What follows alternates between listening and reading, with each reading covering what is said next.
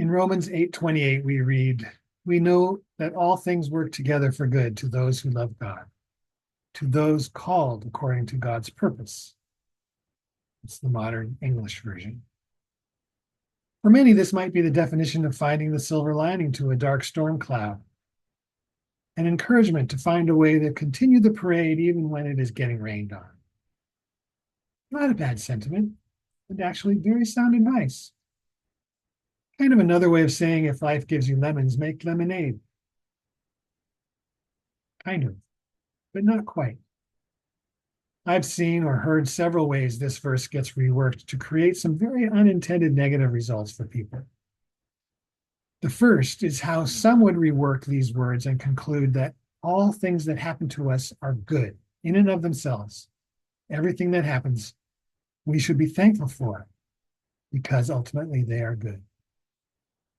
Clearly, this is not what this verse is saying. And as I said, I've heard it used this way by very well-meaning people as a way to get a friend out of a depression or lift them out of a serious bout of anger or sadness.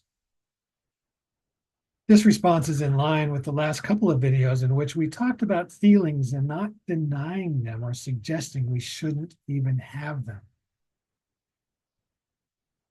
Another unhelpful way of using this verse is to suggest that the situation a person is in is the result of their own bad behavior, behavior that is not according to God's purpose.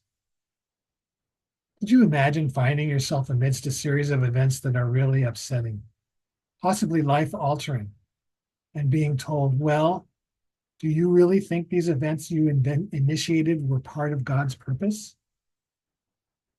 We could start another whole conversation about why bad things happen to good people. And without going down that road entirely, I can just tell you that bad things happen. We don't have to explain them away as being our own fault, or that there is some warped plan for good to come out of these events.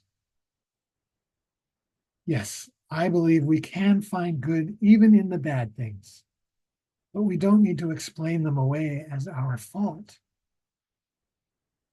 A more useful way to use this verse is to recognize that bad things do happen, but to not let ourselves become victims of those things. We can turn those negative things into positives by how we approach them. If instead of asking, why is this happening to me? Boo-hoo, I'm a victim. We ask, why is this happening to me? What am I to learn from this like a mature adult person? We are then able to find the good that may not be the intention at first, but which was there in the silver lining, just waiting to be discovered.